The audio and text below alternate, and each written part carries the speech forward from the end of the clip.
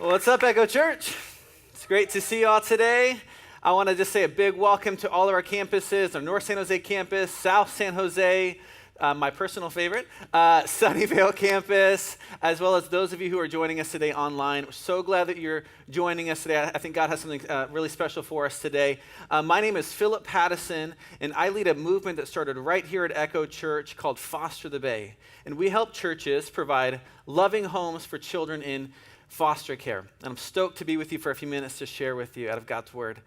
Let me just begin our time with a story, if I could. Let me tell you about a beautiful little girl. Within hours of being born, this little one was placed in foster care. And by the time she was 3 months old, she'd already been cared for by 4 different moms. Now, statistics will tell us that the outlook on this little girl's future is bleak. Some of you know similar stats that 3% of foster youth will ever go on to earn a college degree, and 71% of girls who age out of foster care will be pregnant by the time they're 21. Only half of kids who age out of foster care will have a job in their mid-20s, and half will have a substance addiction, and a third will live on the streets. So this little girl has just like this world of statistics just fighting against her, and she's going to need every bit of help that she can get. Well, a year and a half ago, my wife and I, we decided, this little girl's story, it's not going to end like this. Her story will not end like this. And so we began to foster this little girl. So for the last year and a half, we've been pouring our lives into her. In fact, take a look. This is her here. And I'm really excited to share with you that in 27 days, we're going to be moving from her foster family to her forever family. And so we'll be adopting her, which we are very, very excited about. But one thing that's also true is that she is just one of literally hundreds of kids that enter into foster care every single year here in Santa Clara County. And the fact is, every one of these kids have a name, and every one of them have a story, and every one of their stories matters to God. And because their stories matter to God, their stories matter to us. Let me tell you about a couple other kids. Let me tell you about a boy and a girl, a brother and a sister. When they were real young, they were removed from their home because of just extreme domestic violence. And they were immediately separated. And so the little girl would be placed into this well-off family in the city, and the little boy would be placed into a kind of a rural farm area. And the little girl would grow up to just have a really deep concern, a deep care for what was going on around her. And so she would actually one day enter into public service. The little boy would grow up, and he too had this big heart, and so he would actually one day end up in the military. And actually, this little boy would go on to become a hero. You probably have even heard of him, in fact. He would go on to become a hero, not simply, though, because he saved some of his fellow soldiers, or even because he saved his nation. This little boy would grow up to be a hero because he saved his universe. Some of you know him well. This happened a long time ago in a galaxy far, far away. At North San Jose, I see people like wiping their eyes and like, wait, you just told me the plotline of Star Wars. Yes, I did. I was telling you about Luke and Leia Skywalker. My friend Chris did a TED Talk recently, and he did on foster care and adoption, and he talked about that. He talked about how it's interesting when you look at it, Luke and Leia are not alone in the film industry.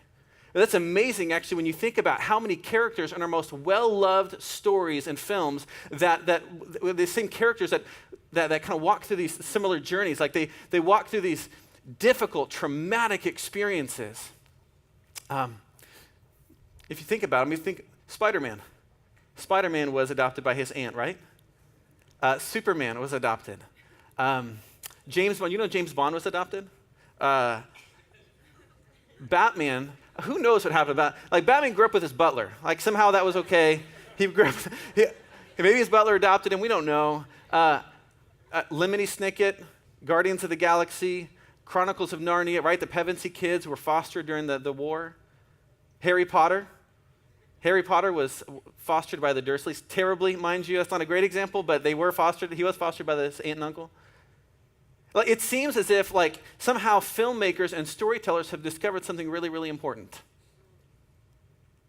It seems as if they realize that children who grow up with these difficult, traumatic experiences are not without hope for their future. That someone's history does not necessarily determine their destiny. The thing that I think is fascinating about that is that's not just a doesn't just make for a good movie. That idea is at the very heart of Christianity. That truth is at the very heart of what we believe as Christians. That no matter what you've done, no matter where you've been, there's hope for your future. Friends, you are more than the worst thing that's ever happened to you. That's true for you. I hope you believe that. That you are more than the worst thing that's ever happened to you. And that's true not just for every person at all of our campuses, but it's also true for every person, every man, woman, and child across the Bay Area. You know, we've been in a series that we've called For Our Neighbor. And over the last few weeks, we've been just shining a light on this reality that there are some labels attached to the church. And oftentimes they're not the most positive labels. Sometimes it's judgmental or it's unengaged. And so we've been talking about that over the last few weeks. And I love that we have a leadership here that said, that will not be us. That's not us at Echo.Church. Those will not be our labels. We will not simply be known for what we're against. We will not simply be known for great production on Sundays. We will not be known just for great music and smoke and lights. We will be known by our love.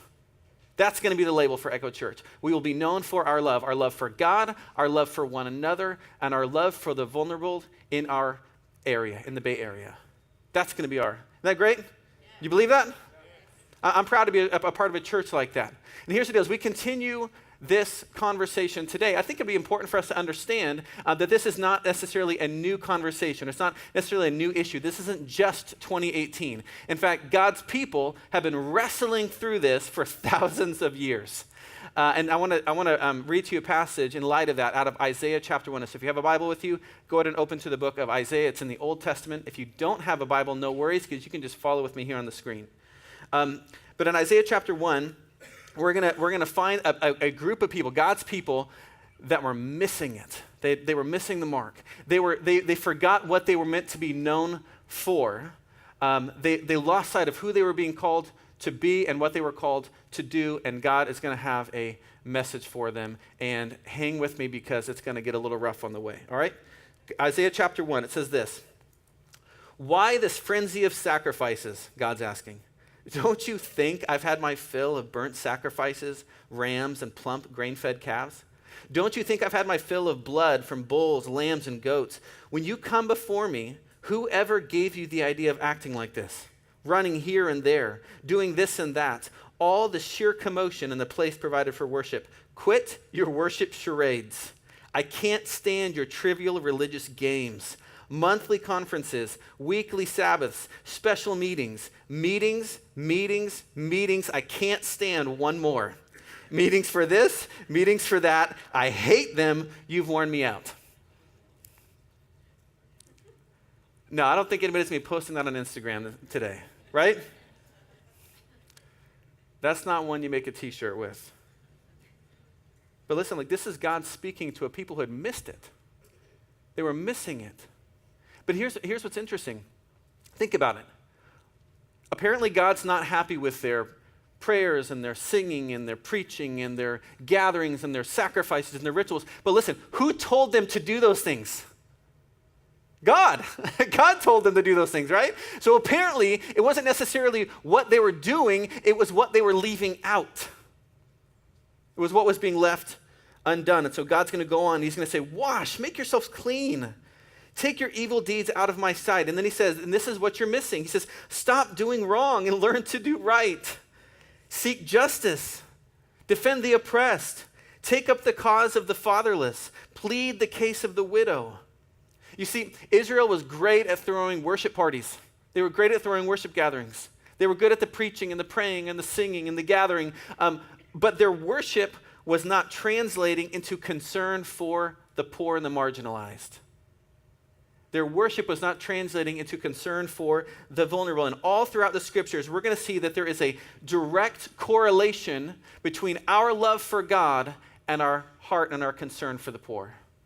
You see it all throughout the scriptures. So in light of that truth, we understand that here at Echo. In light of that truth, we're committed to three things here at Echo.Church, and I want to share those things with you one by one. Let me go. Here's the first one. The first is this.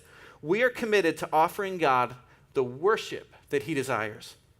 The worship that he desires. Again, what we see in Isaiah 1 is that genuine worship of God, genuine worship will always include a concern for social justice. Always. Our attitude towards the needy, in fact, is a reflection of our attitude towards God. Why is that? Well, because all throughout the scriptures, we see God identifying with those at the bottom. We see God identifying with those at the bottom. For example, in Proverbs, it says that when you insult the poor, you insult the Lord. It says when you give to the poor, you're actually giving to the Lord. And that's not just an Old Testament idea, this New Testament as well. Jesus said the same thing in Matthew 25. He said to some, at the end of all time, I'm going to say to some, when I was hungry, man, you fed me. When I was thirsty, you gave me a drink. You know, when I was homeless, like you brought me into your home. When I was naked, you clothed me. When I was in prison, you came and you visited me. Now, in light of all that, like enter into the kingdom and enjoy. And then there are those who are listening will say, wait, hold up. Like, when did that ever happen? Like, when did we see you hungry? When did we see you thirsty? When did we see you homeless and naked and in prison? Like, when did that ever happen? And Jesus will say to them, as much as you did it to the least of these, you've done it unto me. When you did it to the least of these, you did it to me. Jesus identifies with those at the bottom. Now, every single week at all of our campuses and online, we have folks who are here just simply exploring Christianity. You're just kind of checking this thing out, trying to figure out what this thing is all about. If that's you today, I want you to see this. I want you to see just how unbelievably beautiful and unique this is. Because when Jesus said that in Matthew 25, like all the other ancient cultures and religions of that time, like their gods related to those who were at the top, not the bottom, at the top. Because their religions were based on good works, so like what you could accomplish. So if you did enough good things, then God was going to bless you, and then you'd be at the top. And so if you were at the top, it was just assumed that God had blessed you, and you were obviously in with God. And so by just the sheer nature of their beliefs, God was associated with those at the top.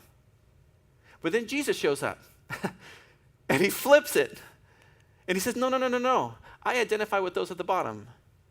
I stand with the widow. So in a male-dominated culture, in a male-dominated society, Jesus shows up and says, I stand with the poor woman. Isn't that beautiful? He says, I stand with the immigrants. In a xenophobic, tribal-based society, I stand with the racial outsider in your midst. Jesus shows up and says, I stand with the orphan. In a power-seeking, power-hungry, power-worshiping society, I stand with a vulnerable child who has no power. Jesus identifies with those. Isn't that beautiful? And then Jesus says, and a clear indicator of whether or not you know me, you truly know me, is if you do the same. Now, at all of our campuses, just by show of hands, who's feeling guilty yet? All right. Okay, well, here's the deal. That's not a lot of hands in North San Jose. That's not my goal today, nor do I think that that's God's goal for today. God is not after your guilt, nor is he after simply building a bigger, like expanding your checklist. God is not after building a bigger checklist. You think if I just do all of these things, then I can get in to know God. Like then I'll know God truly and then I'll be saved. I just got to make sure that I care for the poor. That's not what he's saying. Jesus is not saying, if you care for the poor, then you will be saved. He's saying, if you truly know me and you know what I've done for you, then you will begin to care for the poor. There's a big difference. In fact, to go back to Isaiah chapter 1, where we started. Isaiah 1, we're going to look at the very next verse. Okay, so God through the prophet has just said, friends, your worship is not genuine. It's not true. You're just playing these religious games. You're not living correctly. You're not caring for the poor. You're just playing these religious games. True faith will always be characterized by a heart for the needy. And so he says those things. We just read that. And then he says this, the very next verse, come now, let's settle this. I love that. That's like, all right, we're going to settle this thing once and for all. We're going to settle this conversation right here, he says. Come now, let's settle this, says the Lord. Though your sins are like scarlet, I will make them as white as snow. Though they are red like crimson, I'll make them as white as wool. Like, what's he getting at? He's saying, listen, when you see the grace and the love that I'm about to pour out on you in your time of greatest need, it's going to change everything. It'll completely change your heart towards those who are in need around you. I don't have to tell you anymore. Like if you can let the grace penetrate your heart and your mind, like wash over you, it's going to change you from the inside out, and it's going to change your perspective towards those who are around you. Guilt can never change hearts. Only grace can do that, right? If you would just let my grace penetrate your heart and your mind, it'll change everything in the way that you view those around you and your concern for those who are around you who are in need. So let's do that for a minute. Let's just think for a moment. Let's let God's grace penetrate our heart. Let's think about for a moment what God has done for us. You see, when you think about it, God didn't just identify with the poor like metaphorically, symbolically, did he? He literally identified with the poor. There was a moment in time where Jesus took off his robes of majesty, stepped off of his throne in heaven, walked out of the gates, and stepped down into our world, and he was born in a feeding trough, in a borrowed barn, in a podunk town, to a poor set of parents. And then he would grow up, and he would say in his ministry, he would say, foxes have holes and birds have nests, but the Son of Man has no place to lay his head. In other words, he was homeless. And then at the end of his life, he would have one possession to his name. He would have the coat on his back, and what happened to that? They stripped it off of him, and they cast lots for his garments. In fact, when he was heading to Jerusalem, heading to the cross, he would ride in on a borrowed donkey, have his last meal in a borrowed room, and he was buried in a borrowed tomb. Jesus became poor for me. He became poor for me that I might be strong, or that I might be rich, rather. He became vulnerable for me that I might be strong. When I was at my lowest and my darkest place, when I thought because of all of the wounds and the scars and the mistakes from my past that I had absolutely no hope for my future, God showed up and he rescued me. When I was an orphan, he adopted me and he brought me into his family. And he gave me a hope for my future. And when I think about all that God has done for me, the fact that he didn't run from my brokenness, he ran to it. When I think about that, when I think about all that God has done for me and my need, it makes me want to do the same for others around me. When I think of the way God brought me into his home and into his family, it makes me want to do the same for vulnerable kids around me. Doesn't it? Guilt doesn't change hearts. It won't change your life. It's only grace can do that. When we get what God has done for us in our need, it'll change our perspective and our heart towards those who are in need around us. And that brings me to the second commitment we have as a church. We are committed as a church. We are committed to presenting the watching world a dynamic picture of God's love. Okay? So our attitude towards the vulnerable, towards the poor, is a loudspeaker through which we can tell the world what we believe about God.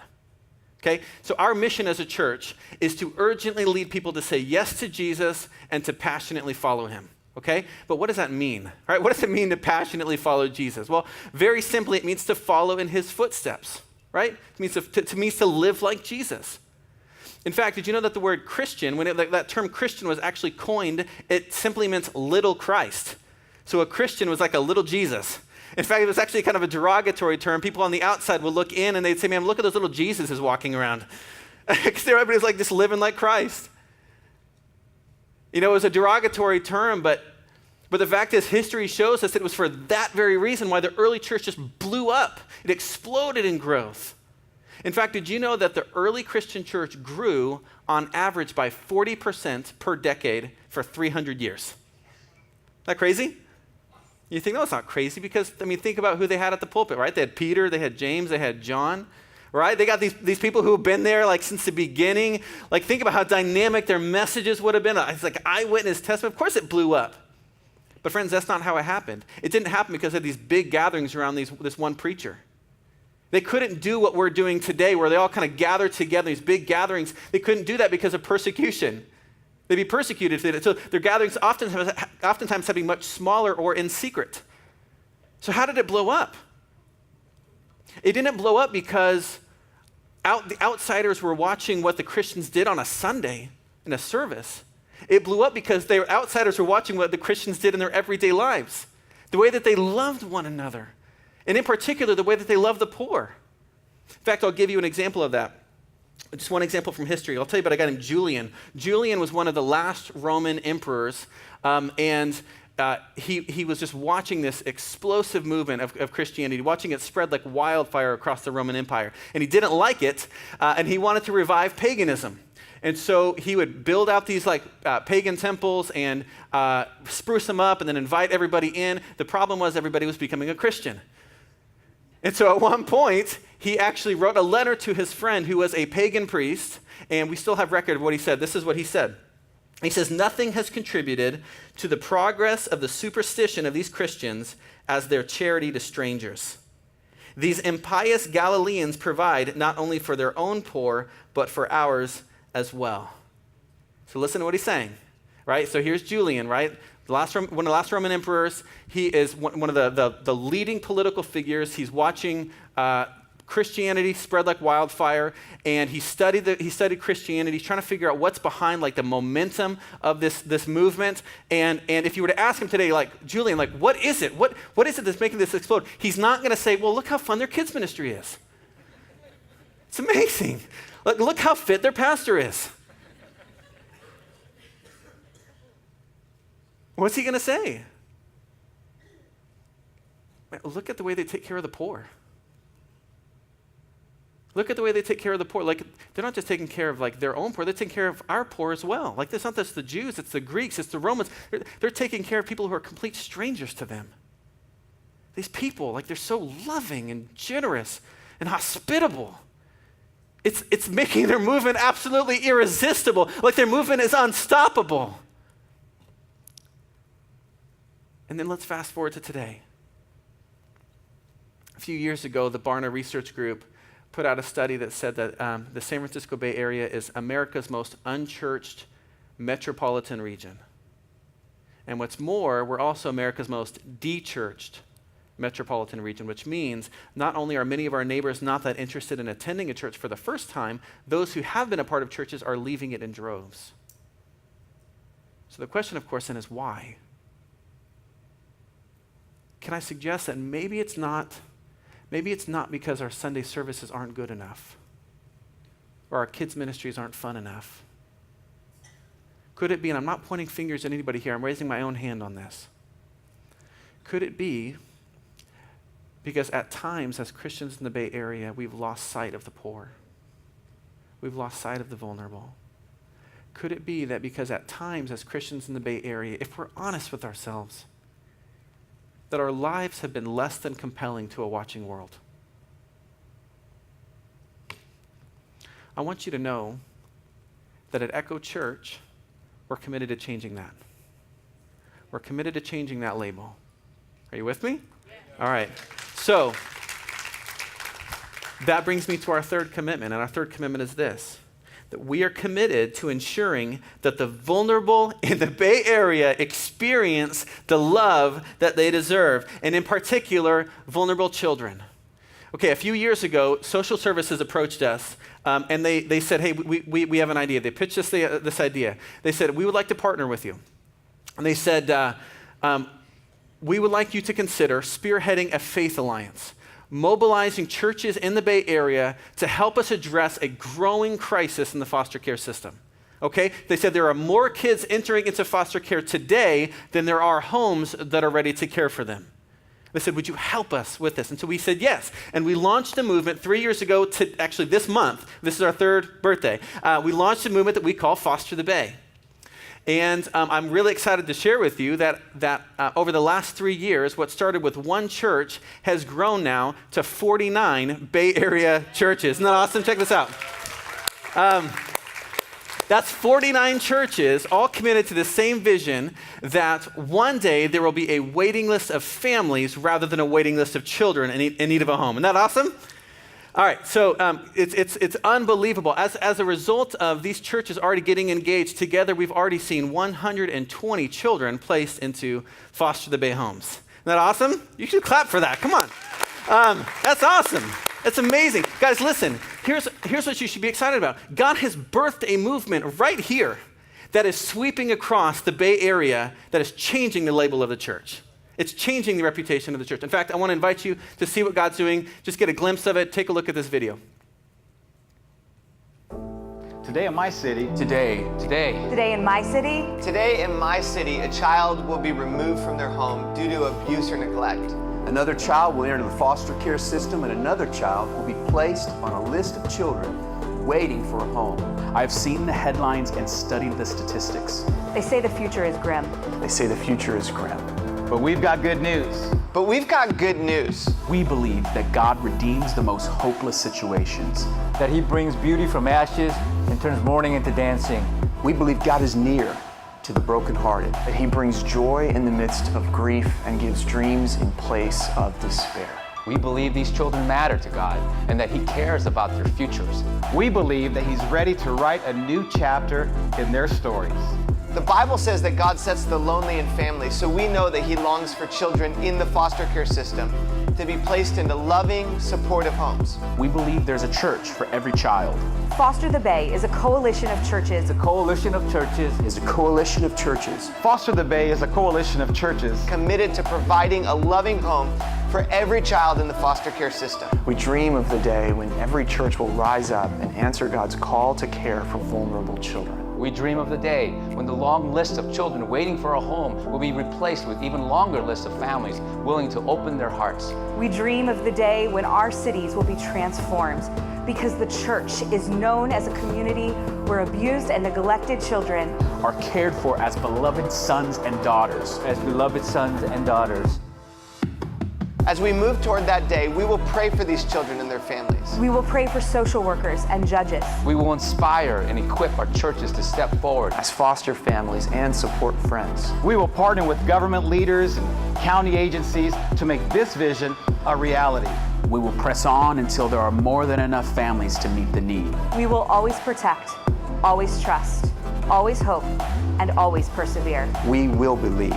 We will dream. We will love. We are. We are. We are. We are. We are. We are. We are. We are Foster the Bay.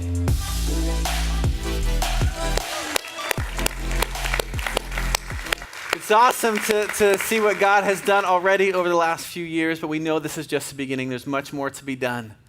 In fact, we just launched in San Francisco this last spring, and as we were getting ready to launch, I had a meeting with a woman from an organization called Safe and Sound. And Safe and Sound is contracted by the city of San Francisco to specifically work with kids in foster care that have experienced human trafficking. So kids have been sexually exploited. And she told me in this meeting, she said, Philip, there are 69 open cases of kids in foster care in San Francisco that have experienced human trafficking. So I asked her, I said, man, how many of those kids have you been able to find a home for in the city? You know how many she said? 12. 12 kids. As we were finishing up our meeting, she said, Philip, can I share one more thing with you? I said, sure. And she said, but the thing is, I don't want you to think I'm crazy. And I said, oh, I'm not going to think you're crazy. It's fine.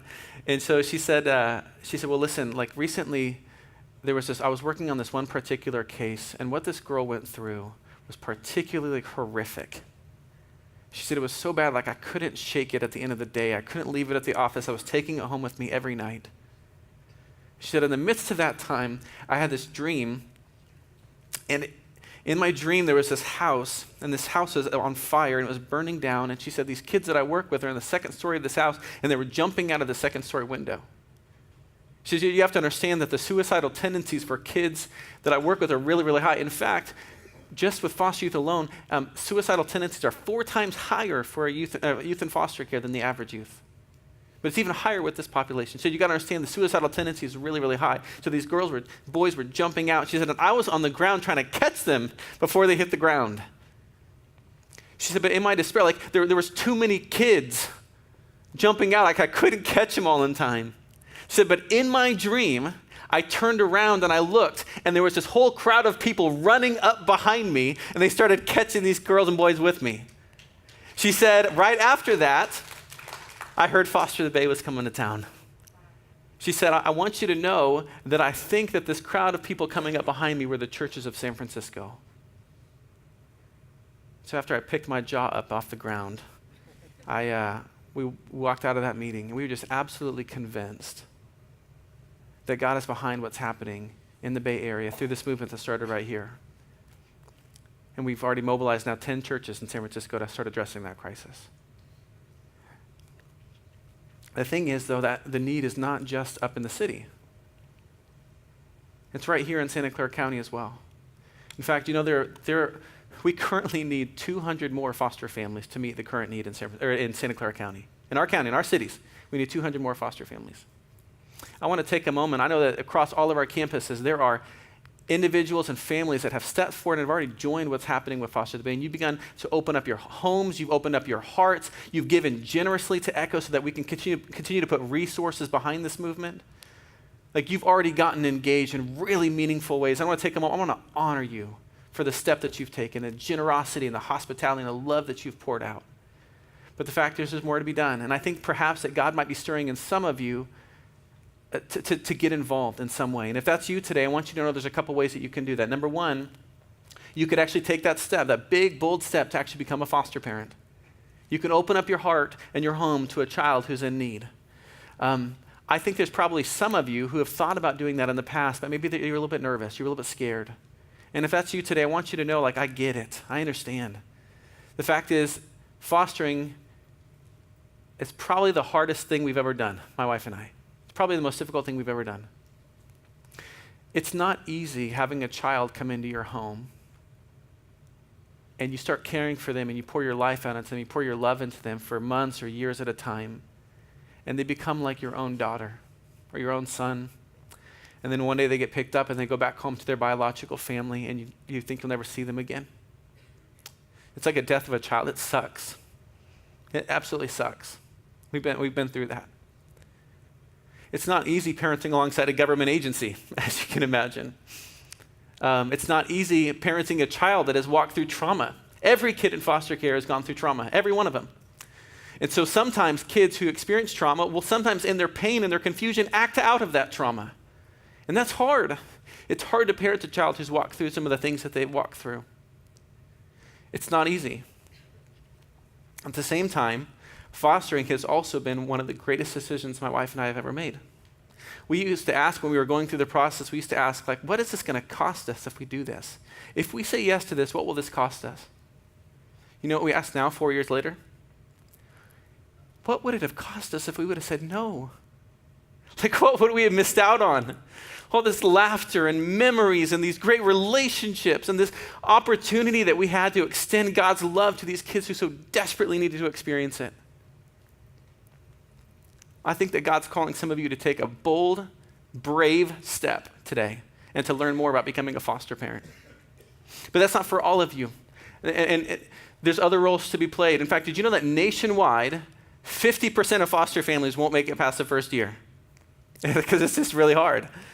But you know what changes that stat? What changes the retention? Is if a foster family does it in the context of community. If they take that journey with support along the way. And so I think that God might be leading some of you today to take a step to become what we call a support friend. And a support friend is somebody who says, man, I deeply care about this. Like, this bothers me. My heart breaks for these kids who have been through so much. Like, I totally want to take this journey with somebody. Like, I would love to foster, but in this season of my life, I can't. But I can support somebody who can. And so I can babysit a couple times a month, or I can drop off meals a couple times a month. I could pray on a regular basis and send encouraging texts. I could give a ride once a week. I would covenant myself to a family and take that journey with them. I'll support them along the way. As a foster dad as a foster family who has a team of 4 support friends, I can't begin to tell you how meaningful it has been for us and how incredibly important it has been for us to have support along the way. In fact, I can pretty confidently say we may not be here 4 years later doing this if it were not for our support friends, which means we wouldn't be adopting our little girl. And when we do adopt our little girl next month, guess who we've invited to be in the courtroom? Janelle and Colin Breen, Jenny and Jason Williams, Aaron and Lorraine Lee, Mark and Maxine Bagoy.